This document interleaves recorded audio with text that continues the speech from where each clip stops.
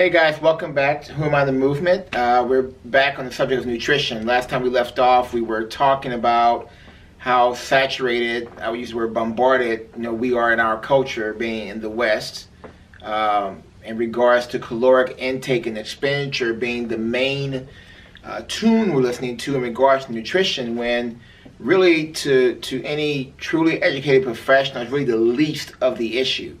The body, again, I said last time, has no idea what a calorie is. We know that's the energy it takes to raise 1 liter of water 1 degree, but the body does not know that. The body for centuries, for thousands of years, has only known the importance of the nutrients in the food.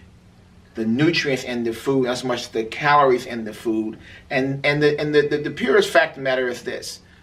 When the body is satisfied with nutrients, that means micronutrients, meaning vitamins, minerals, and macronutrients, fats, carbs, and proteins, when it's satisfied, it does not ask for more food. And there's not really a caloric number to that. I mean, who are you? Are you 5'8"? Are you 6'5"? Are you female? Are you male?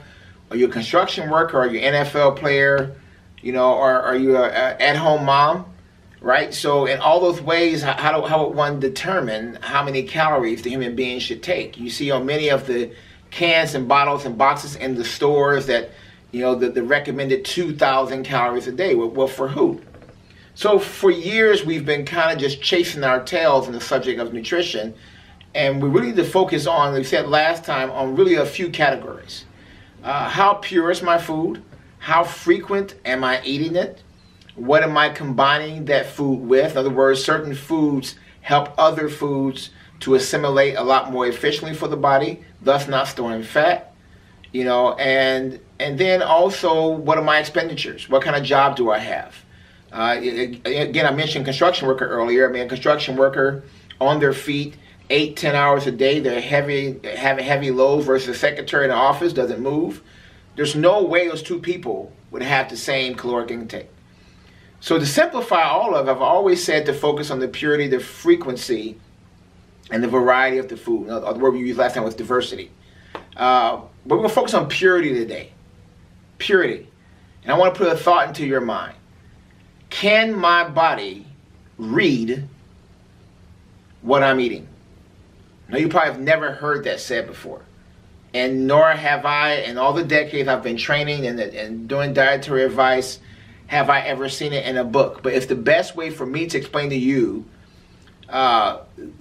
what the body actually does with food. Before it breaks it down, it has to read it. So here's an example. Your body is full of DNA. And I was just talking even today with Arlen at the gym about the amazing identity you have in your DNA and how much DNA is actually in your body. But not just your body has DNA. Everything on the planet that is living has DNA.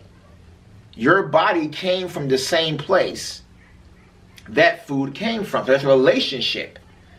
If you are driving through Kansas or Iowa or someplace and you drive past those fields of wheat or corn, everything you see out there has DNA. It knows where to go and what to do, and your body knows what to do with it. But most of the products that we're eating today are not really food, and therefore the body can't read it. I mean, think about what the body has to go through to read a Dorito, right? To read a handful of M&Ms. That's not what it was created to eat or to know. So when it can't read it, there's only a few things it can do with it. It can store it.